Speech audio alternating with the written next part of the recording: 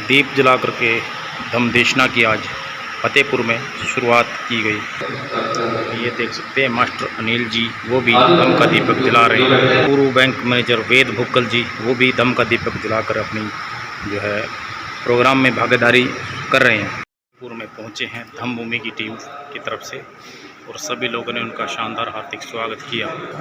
ये देख सकते हैं तमाम साथी आज पहुंचे हैं। फतेहपुर की टीम जो है बनते राहुल जी आज यहाँ पर धमदेशना देने के लिए पहुंचे हैं।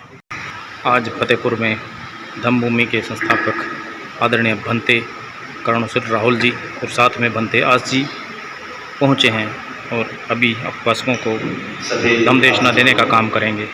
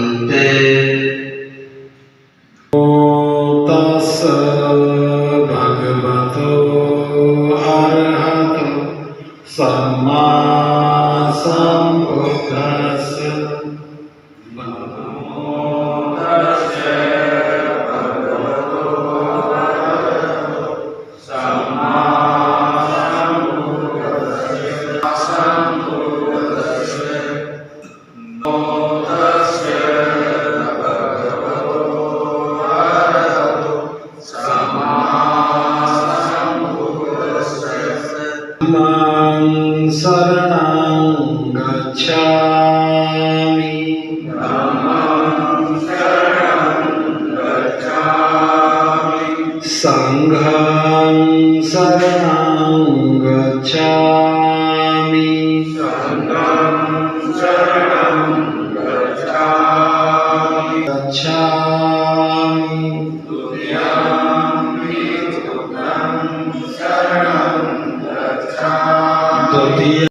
कैसे पूरा करें, उसके लिए कैसे सहयोग इकट्ठा करें, अपने क्षेत्र में आगमन करें। तो जैसे मुझे बंदे जी से समय मिला तो मुझे लगा कि बंदे जी का जो कार्यक्रम है, क्योंकि मजबूत है तस्वीर जो यहाँ जिस तरह के अनुसार है, मैंने कहा कि बंदे जी मीटिंग में चर्चा हो जाएगी और जो जो मनोबल है उसके ऊपर भी थोड़ी सी चर्चा हो जाएगी। बंदे जी को पंजाब जाना था तो उसके बीच में हमने 2 घंटे का बंदे जी से समय लिया कि 2 घंटे बंदे जी हमारे बीच में आइए। और मेन तो जो हमारा राष्ट्रीय अध्यक्ष है उसके लिए जो कार्य चला हुआ है उसके लिए सहयोग, और दूसरे नंबर पे जो कार्य करता है, जो बाबा साहब का जो सपना है भारत को बौद्धमय भारत कैसे बनाए, उसके बाद इस फतेहपुर में दूसरी बार आने का मौका मिला। तीसरी बार मौका मिलने का नहीं है।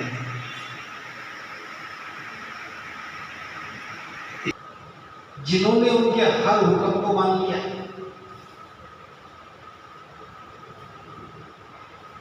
उनसे छुआछूत नहीं हुई। जिन्होंने उनके हुक्म की तामील करने में आनाकानी की, उन पर जुल्म किया, उन्हें अछूत कहा। अब हमारी पहचान अछूत की हो गई। लंबे समय तक हम इस अछूतपन का भार ढोते रहे, जलालत को झेलते रहे और कई सौ वर्ष हम इसमें बिता दिए। फिर थोड़ा सा एक दौर बदला, देश की शासन व्यवस्था बदली, विदेशी लोगों ने आकर के शासन किया। तब हमारे अंदर थोड़ी सी हलचल हुई, संघर्ष करने की चेतना पैदा हुई।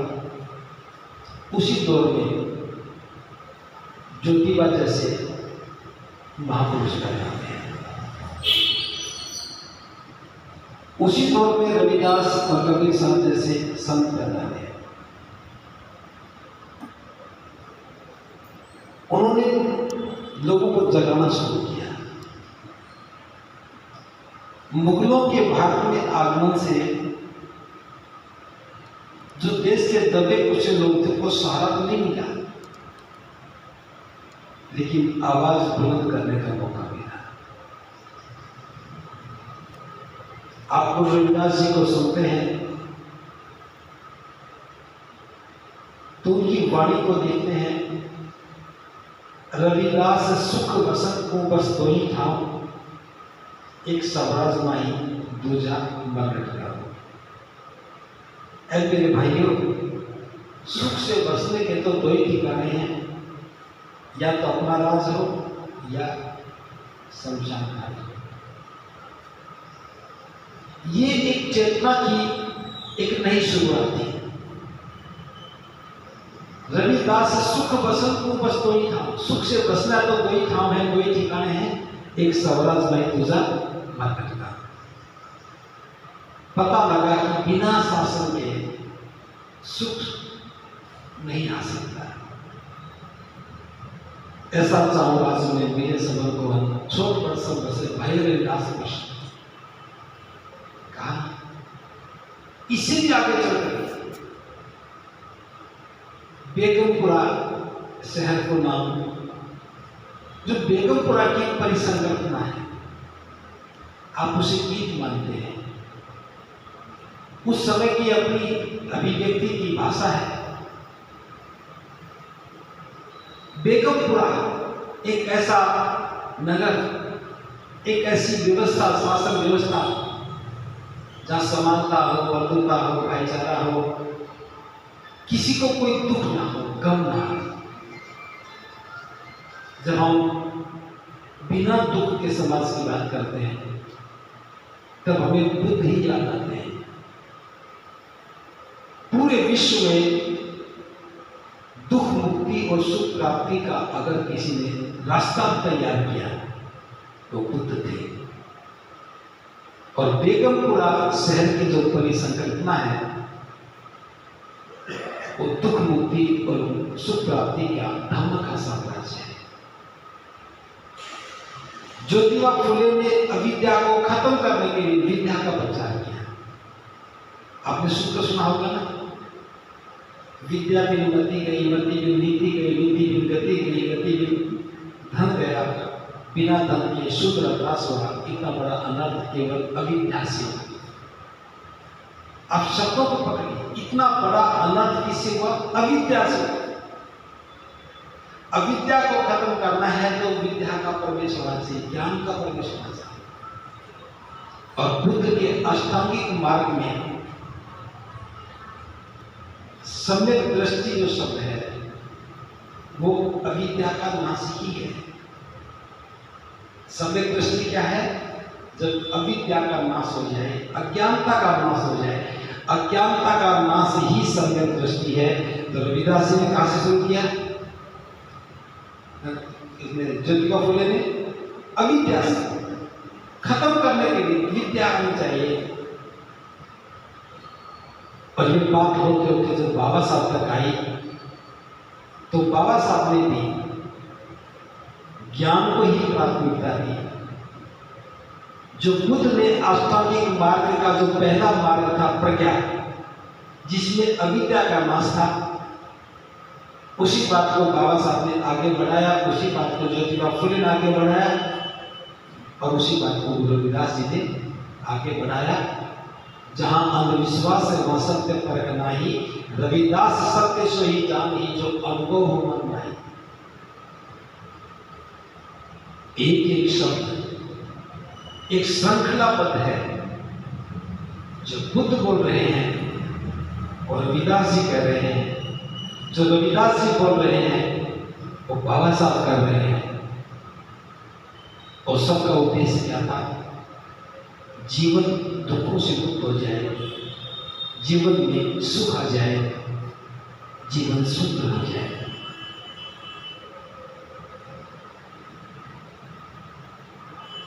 सभी महापुरुषों का प्रयास एक नई पहचान देने का था। आजादी के आंदोलन में चेतना का स्वर और आगे बढ़ा, जिसे देश में महात्मा के नाम से कहते हैं। उन्होंने आपको एक नई पहचान दे दी, हरिजन। ना तो दस्यु में हमारी सहमति थी, ना शूद्र में हमारी सहमति थी, ना छूत बनने में हमारी सहमति थी, और ना हरिजन में हमारी सहमति थी। लेकिन कहना शुरू कर दिया, आप लोगों ने मान लिया। फिर एक नई पहचान शुरू हुई। बाबा साहब के संविधान ने इस शब्द को नकार दिया। जागे हुए लोगों ने इस शब्द का विरोध किया तो नया शब्द निकल आया, दलित। दलित कितनी बहादुरी का शब्द है, जिसे दबा गया हो, जिसका दमन किया गया, ये पहचान बनी। इसमें भी कोई सम्मान नहीं था क्या? इसमें भी सम्मान नहीं था। हमारा आंदोलन सम्मान का था और शब्द अपमान के थे। जिन शब्दों ने हमारी पहचान बनाई, हर शब्द में हमने अपमान मिला। यहाँ ज्यादातर लोग एक ही जाति के होंगे, ज्यादातर कहा होंगे ना। उस जाति का नाम जो है उससे कितना प्यार करते हैं, करते हो ना। ये चमारों का मोहल्ला है,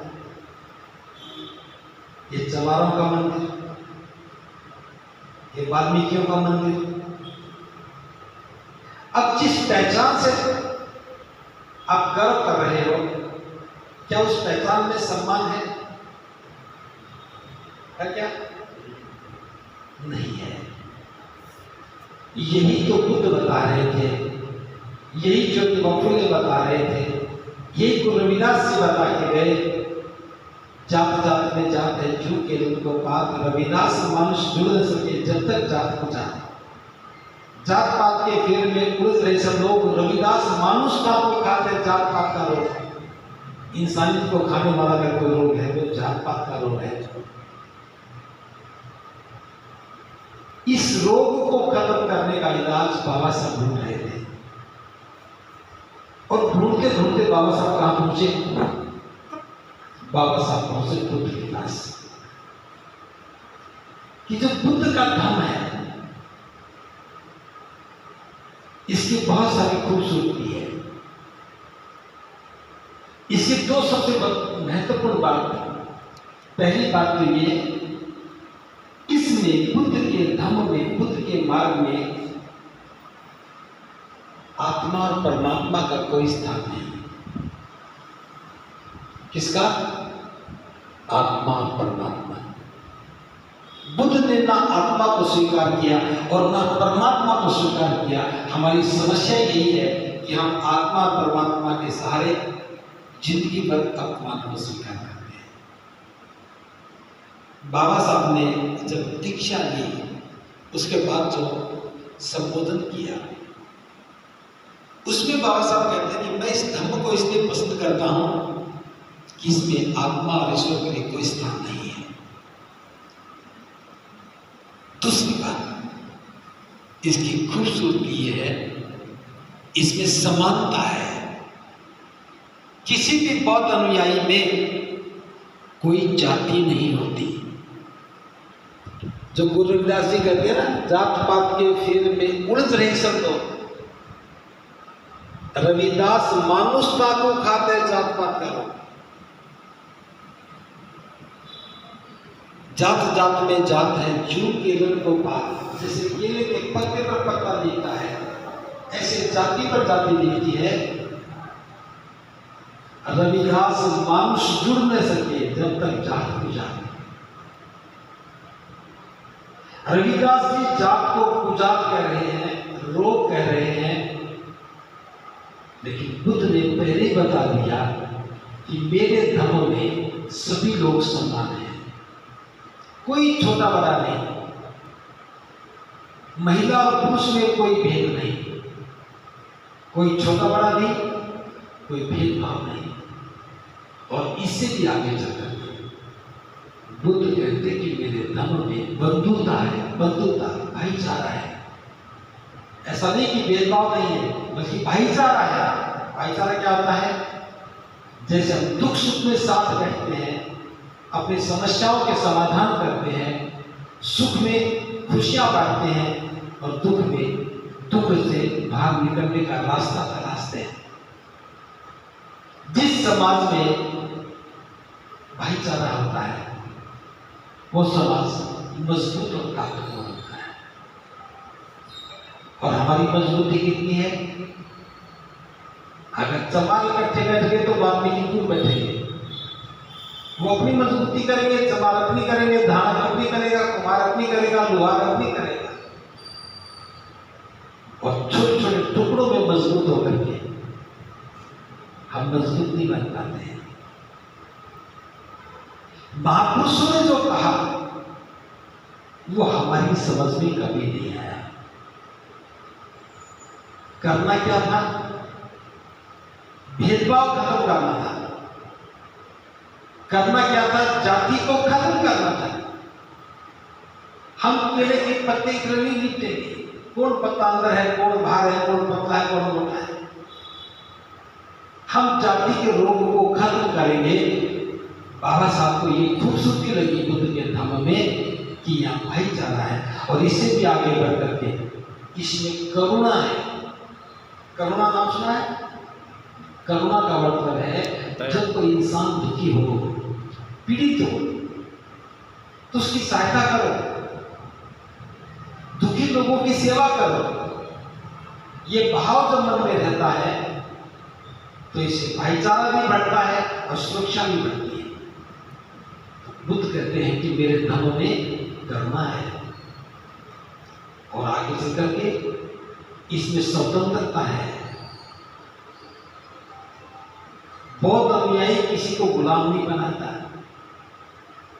लेकिन जिस व्यवस्था में रहते हो पहले खुद गुलाम फिर किसी और को गुलाम बनाते हो।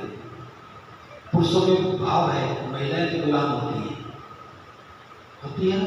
मानते हो या नहीं मानते? नहीं मानते? पक्की बात।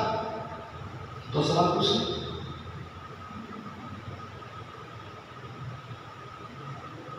आप सिर के बाल कटवाते हो? इजाजत किसे देते हो? नहीं देते। और आपकी पत्नी कह रही थी मैं तो सिर के बाल कटवा के आ रही,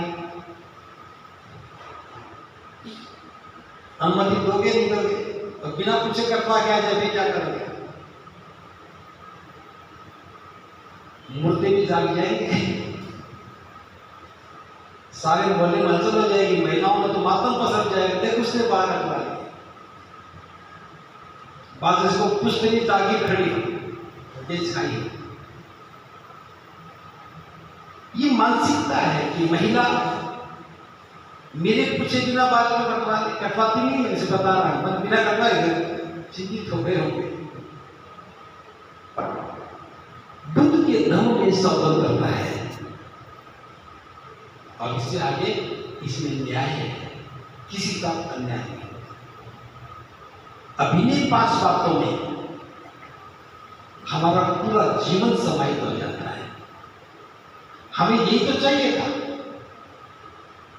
कि कोई भेदभाव ना हो, कोई छोटा बड़ा ना हो, दुख में कोई साथी खड़ा हो, कोई किसी को गुलाम ना बनाए, और किसी के साथ जुल्म ना हो।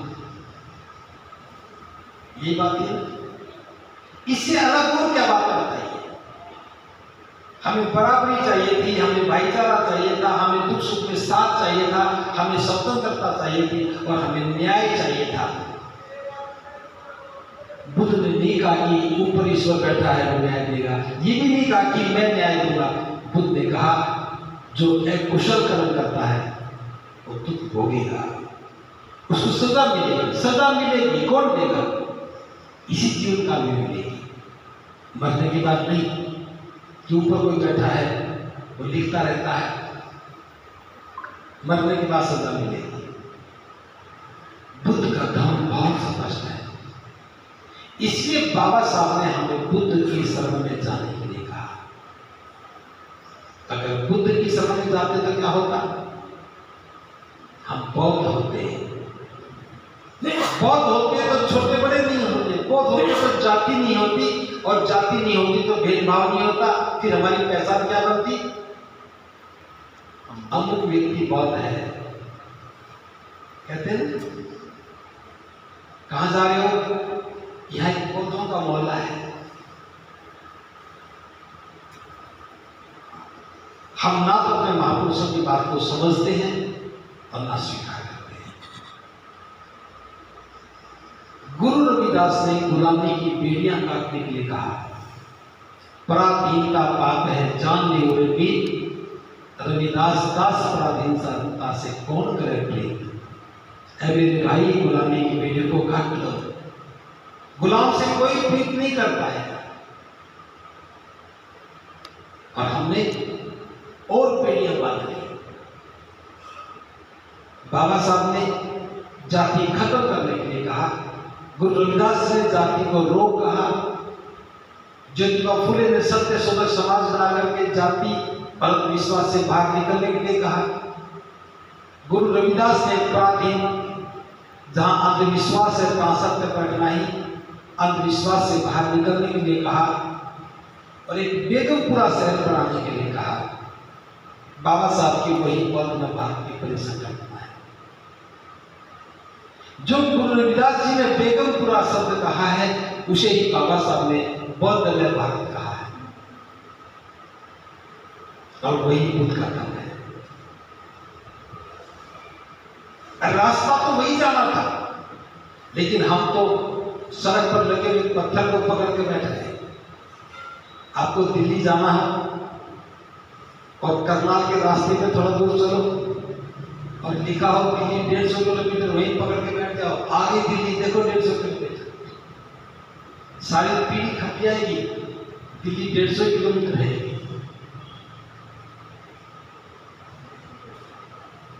जो हमारे धार्मिक संस्थान है वो धर्म का केंद्र होने चाहिए, जहां ज्ञान अर्जित करें, जहां जीवन की तकलीफों को दूर करने के रास्ते ढूंढे, जहां से जीवन को सुंदर बनाने का मार्ग प्रशस्त होता हो। ऐसी कल्पना बाबा साहब की थी, ऐसी गुरु रविदास जी की थी। लेकिन हम दिशाहीन क्यों हो गए? दूसरों की दी हुई पहचान से हमें प्रेम हो गया। इसलिए कोई शूद्र कहता है, कोई अछूत कहता है, कोई दलित कहता है, पर हमें कहना क्या चाहिए था? हम बौद्ध हैं। बौद्ध होना गर्व और गरिमा की बात थी। पूरी दुनिया बुद्ध को नमस्कार करती है, पूरी दुनिया बुद्ध का अनुसरण करती है, और बाबा साहब ने हमें अपनी विरासत बता दिया कि ये तुम्हारी विरासत है, इसको संभालो। और मैं हवाई बात नहीं कर रहा हूं। बुद्ध के शासन में हम लोग शासक थे। सम्राट अशोक हमारे वंशज हैं। हम सभी बौद्ध लोग थे, और जो बौद्ध लोग थे उनको ये अछूत बनाया गया। मालूम आपको? जो बौद्ध थे उनको ये अछूत बनाया गया। अब होश आने के बाद, जागने के बाद, समझने के बाद हमें क्या करना चाहिए? हमें अपने अतीत को जानना चाहिए। और अपने अतीत को जानने के बाद अपनी विरासत का वारिस बनना चाहिए। और हम बन गए किसके वारिस? किसके वारिस बने? मनवादी के, अंधविश्वास के, उसके वारिस बन गए। अगर इतने ज्ञान लेने के बाद भी, पढ़ने लिखने के बाद भी, एजुकेशन आने के बाद भी अगर हम बाबा साहब की बात को नहीं समझ पा रहे तो किसका दोष है? किसका दोष है? मुझे उम्मीद है कि आप 14 अप्रैल जयंती मनाते होंगे। मनाते हो? हाँ या ना? मनाते हैं। कुछ डर के बोल रहे हैं। मनाते हैं। मनाते हो? तो किसने मनाते हैं? इस 14 अप्रैल को क्या निर्णय लिया कि 15 अप्रैल से हम ये काम करेंगे? उससे पहले किसी जयंती में कोई निर्णय लिया कि आने वाले 1 साल के बाद हम अपनी अवस्था में बदलाव करेंगे? क्या इस जयंती को आपने निर्णय लिया कि आने वाले 1 साल के बाद हम जैसा बाबा साहब चाहते थे वैसे बन जाएंगे? जैसा बाबा साहब देश को चाहते थे वैसा बनाएंगे? बनाने की बात तो बहुत दूर की कर, की बनना था। हम क्यों नहीं कर पाए? हम अपनी पहचान क्यों नहीं बना पाए? क्योंकि हमारा स्वाभिमान बढ़ रहा है। हमें जहां खाना मिल जाता है वही समागत हो जाते हैं। 5 किलो अनाज में तो 700 देते। ऐसा चावल राज्य में कहां से मिलेगा? सही समझा उन्होंने। 5 किलो अनाज देकर के राज ले सकते हो, उस कौम का स्वाभिमान कहाँ होता है? 1 किलो गेहूं कितने के आते हैं? 20 रुपए। 25 रुपए की। 5 किलो 125 रुपए। 1 महीना में 125 रुपए का गेहूं मिलता है। धन्य हो गए।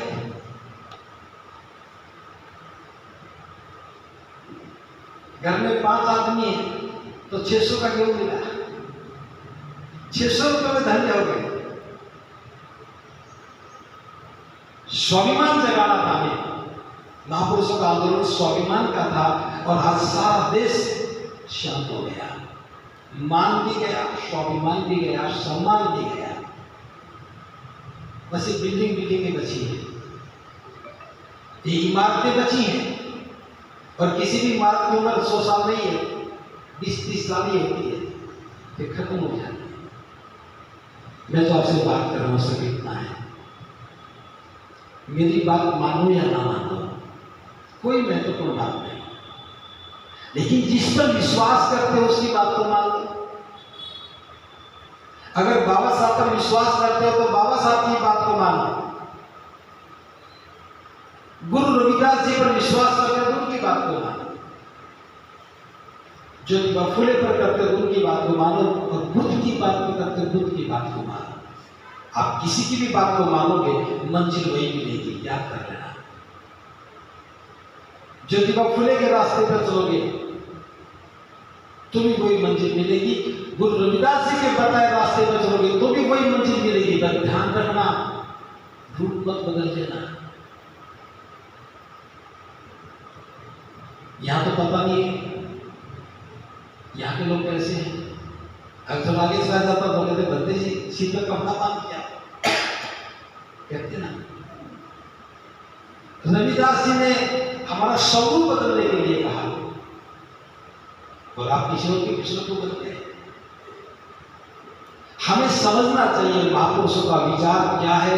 उनका विचार समता का, बंधुता का, भाईचारे का विचार है, स्वतंत्रता का विचार है और जीवन को दुख से दूर करने का विचार है। तो इस सारी समस्या को देखते हुए कि पूरे देश में लोग तो बहुत काम कर रहे हैं,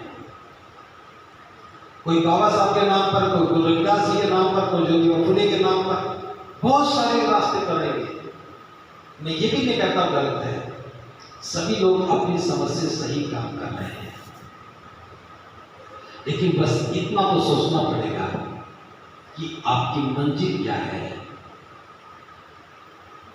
अगर जयंती मनाना ही मंजिल है तो आप मंजिल पे बैठे हो। सत्संग करना ही मंजिल है तो मंजिल पे बैठे हो। मंजिल क्या है? मंजिल अगर जीवन संवारने की है तो एक काम से जीवन कभी नहीं समझ सकता। आप एक स्कूल खोल लो और कहो जी जीवन समझ गया, नहीं समझेगा। आप एक स्कूल खोलोगे, सामने 4 ठेके खुलेंगे। आप एक स्कूल खोलोगे, सामने जुए के 4 अड्डे खुल जाएंगे। आप बच्चों को पढ़ाई के लिए भेजोगे, वहां दर खाने लगेंगे। सूत्रा क्या है? एक बात से कभी भी जीवन श्रेष्ठ नहीं बनेगा। हमें हर क्षेत्र में सजगता से काम करना होगा। शिक्षा के क्षेत्र में भी काम करना है, सुरक्षा के क्षेत्र में भी काम करना है, सम्मान स्वाभिमान के लिए भी काम करना है, महापुरुषों की विचारधारा जन जन तक पहुंच जाए इसके लिए भी काम करना है। और सबसे बड़ी बात, जब तक हम एक सही मकसद के लिए खड़े नहीं होंगे हमारी पहचान नहीं बनेगी। इसलिए इस समय हमारी पहचान बदलनी चाहिए। बाबा साहब ने कहा था कि 21वीं सदी किसकी होगी? हमारी होगी। अगर 21वीं सदी हमारी हो गई और आप दलित ही बने रहे, इसी जाति में बने रहे, इसी अंधविश्वास में फंसे रहे, तो हमारी कैसे हो गई? हमारी होने का मतलब है कि उस व्यवस्था में हमारा नियंत्रण हो, वो व्यवस्था हमारे हाथ में हो, धार्मिक सत्ता हमारी हो,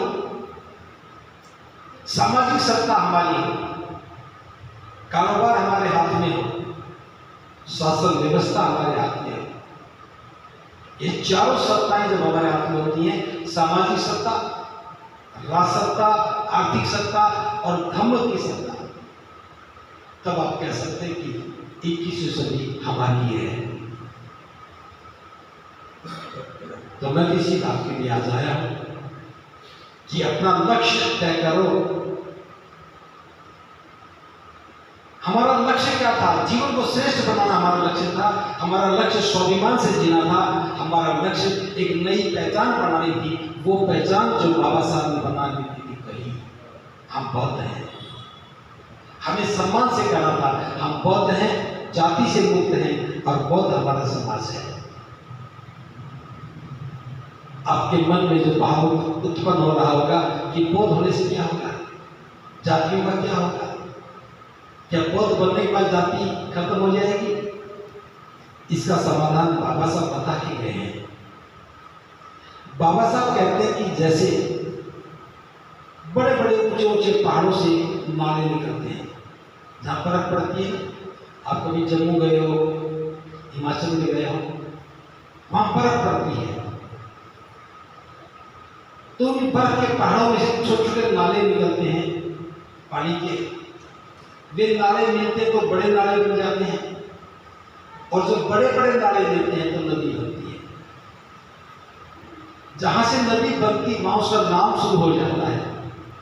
ये गंगा नदी है, ये यमुना है, ये गोदावरी, कावेरी, रावी, ताप्ती, सतलुज, व्यास, चिनाब, ऐसी सैकड़ों नदियां हैं। तो बाबा साहब कहते हैं जहां से नदी बनी वहां से उसका नाम शुरू हुआ, और सैकड़ों मील तक नदी जाती है, उसका वही नाम रहता है। गंगा गंगा ही है, जहां से चली और समुद्र तक जाती है गंगा ही कहलाती है। सतलुज सतलुज ही कहलाती है। लेकिन जो ही नदी समुद्र में चली गई वो क्या बन जाती है? समुद्र बन जाती है। गंगा जब तक गंगा थी, जब तक समुद्र में नहीं गई वो गंगा है।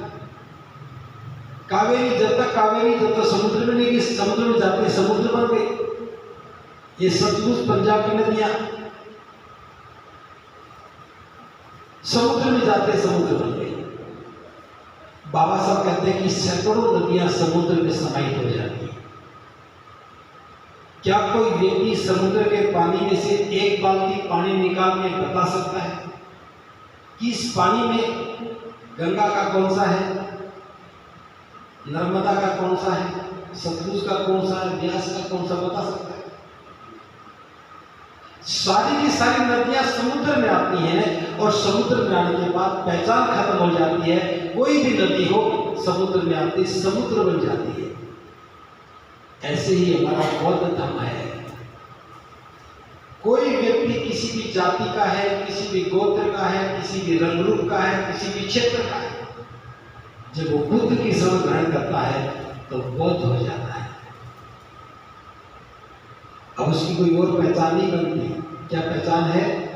मैं बौद्ध हूं, मैं बुद्ध का अनुयायी हूं, बुद्ध मेरे शास्त्रा है, बस। अब जब हम ये कहते हैं बुद्ध मेरे शास्त्रा है, तो ईश्वर, आत्मा, परमात्मा सब कुछ रास्ते से गायब हो जाते हैं। जब हम कहते हैं कि मैं बौद्ध हूं, तो जाति खत्म हो जाती है, कौन छोटा कौन बड़ा भाव खत्म हो गया है। जब आप कहते हैं कि मैं बौद्ध हूं, तो हमें लगता है कि बौद्धों का अपना एक भाईचारा है, ये भी बौद्ध है, मैं भी बौद्ध हूं, बस हम बौद्ध हैं। कहीं भी दुख की घटना घटती, कोई प्राकृतिक आपदा आ जाए, तो सारे बौद्ध मिलकर के दुखी लोगों की सेवा करने लग जाते हैं।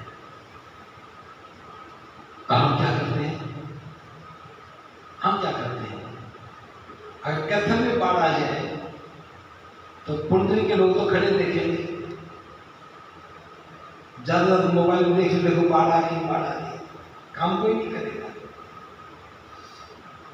जब कोरोना में दूसरे प्रदेश के लोग पैदल पैदल जा रहे थे, तो धम्मभूमि ने 60 जगह पर लोगों के खाने की व्यवस्था कर रखी है। 60 जगह पर लगातार जब तक लोग चलते रहे, खाने की व्यवस्था चलती रही। वो पता क्यों था? और करुणा के कारण था। कोरोना तो बीमारी थी, करुणा भाव था मन का। जो लोग जा रहे हैं, भूखे प्यासे हैं, कहां से खाना खाएंगे, पैसे पास नहीं होंगे, ढाबे सब बंद थे, कहां से खाना खाते हैं? तो लोगों ने व्यवस्था की। तो हमें अपनी पहचान बनानी चाहिए। उस पहचान के लिए हमें जरूरत है एक ऐसे केंद्र की, जहां नौजवानों को इस बात के लिए प्रशिक्षण दिया जा सके कि जीवन कैसे जीना है। इस बात के लिए सिखाया जा सके कि हमारा मिशन क्या है, ये सिखाया जा सके कि हमारा धर्म क्या है, ये सिखाया जा सके कि बुद्ध की, महापुरुषों की शिक्षाएं क्या है, और ये सिखाया जा सके कि हमारे जीवन का मकसद क्या है। जब तक हम अपनी व्यवस्था नहीं बनाएंगे, केवल बिल्डिंग बनाने से बात नहीं बनेगी। आपके पास बहुत सुंदर हॉल है, इसके दो ही उपयोग होंगे। किसी की विवाह शादी हो जब, या कोई सत्संग वगैरह का काम हो, जैसे हम आगे ऐसे। तीसरा कोई काम है, वो तीसरा ही काम करना था, जो करना था वो तो कर ही नहीं रही। बारात तो 2 घंटे के लिए आती है, ये नहीं भी होता तो भी आ जाती है तो अच्छी बात है। और ऐसे कार्यक्रम भी कभी 2-4-5 महीने में होते होते। हर रोज ये भगवान को जीवन निर्माण के काम आना चाहिए, ये मकसद होना चाहिए। और ये धर्म ही सिखाता है, धर्म की ट्रेनिंग से पता लगता है कि हमें क्या सीखना था। अगर आज़ादी के 75 वर्ष के बाद भी हम दलित बने हुए हैं, आज़ादी के 75 वर्ष के बाद भी हम जातियों में बटे हुए हैं, बाबा साहब के मिशन के बाद भी अगर हम अपनी जिम्मेदारी को समझ नहीं पा रहे हैं, तो फिर हमारा जागने जगाने का प्रयास व्यर्थ है। तो मैं बताना चाहता हूँ, बौद्धों का एक राष्ट्रीय केंद्र का निर्माण अलीगढ़ में शुरू किया है। अभी 3 मई को उसकी नींव रखी गई थी। जय भीम और नमो बुद्धाय की ईंटें निमंत्रण में भेजी थी और लोगों ने अपने हाथों से उसकी नींव रखी। अभी जुलाई 29 जुलाई से वहाँ वर्षा मास शुरू हो जाएगा। वर्षा मास समझते हैं, बरसात के दिनों में बहुत भिक्षु एक जगह ठहर जाते हैं 3 महीने के लिए। आषाढ़ मास की पूर्णिमा से शुरू होता है और कार्तिक मास की पूर्णिमा को खत्म हो जाता है। वर्षा मास 3 महीने का रहता है, लेकिन समापन 4 महीने तक हम कर सकते हैं। कार्तिक मास की पूर्णिमा को वर्षा मास समाप्त हो जाता है। तो इस दौरान भिक्षु इकट्ठे रहते हैं, एक जगह रहते हैं, ध्यान साधना करते हैं, अध्ययन करते हैं, पढ़ाते हैं, पढ़ते हैं। हम इस बार जो पौधों का राष्ट्रीय केंद्र बन रहा है उसी में वर्षा मास करेंगे। अभी बना नहीं है, काम चल रहा है, ये सारे भिक्षु अपने अपनी झोपड़ियाँ बना रहे हैं, उन्हीं झोपड़ियों में ही रहेंगे। 4 एकड़ खेत है, उसी में ही रहेंगे। तो किसी की भी इच्छा हो 10 दिन के लिए, 20 दिन के लिए, महीने के लिए वहाँ रह सकता है, सीख सकता है। आप जीवन में भी रह सकते हैं, बिना जीवन भी रह सकते हैं, इन सामान्य वस्त्रों में भी रह सकते हैं। तो ये सिखाने का केंद्र है। तो पहला आमंत्रण तो ये है कि किसी की इच्छा हो कुछ देर के लिए वहाँ रहने के लिए, सीखने के लिए तो आ सकता है। दूसरा, ये काम बहुत बड़ा है, वहाँ कई सौ लोग रह सकें, अध्ययन कर सकें, धर्म को सीख सकें। जो भिक्षु बुजुर्ग हो जाते हैं उनकी सेवा के लिए वहाँ विहार बन सके। ये सारा काम वहाँ शुरू होने वाला है। तो आपको भी आमंत्रण है, आप आइए, देखिए, और जैसा भी आपसे बन सके उस निर्माण में भी आप अपनी भूमिका निभा सकते हो। जैसा भी चाहे आप कर सकते हो। आप एक टीम बना सकते हो, अपने हाथों से वहाँ जाकर के ईंट भी रख के आ सकते हो, वहाँ जाकर के काम दे सकते हो, यहाँ से भेज सकते हो, लेकिन उधर भी देखना शुरू करो। राष्ट्रव्यापी आंदोलन खड़ा करने के लिए बहुत साहस चाहिए, बहुत हिम्मत चाहिए, और पूरे देश की भागीदारी के बिना कोई भी काम संभव नहीं हो पाता है। तो ये मैंने बात कही है। दूसरी बात, एक आंदोलन को खड़ा करने के लिए कुछ जिम्मेदार लोगों की आवश्यकता रहती है, ताकि लगातार काम होता रहे। तो आप में से जो भी कोई इस आंदोलन में जुड़ना चाहे, आंदोलन का मतलब जिंदाबाद मुर्दाबाद नहीं है। आंदोलन का मतलब है एक विशेष लक्ष्य की प्राप्ति के लिए लोगों को प्रेरित करना, जागरूक करना, उन्हें जगाते रहना।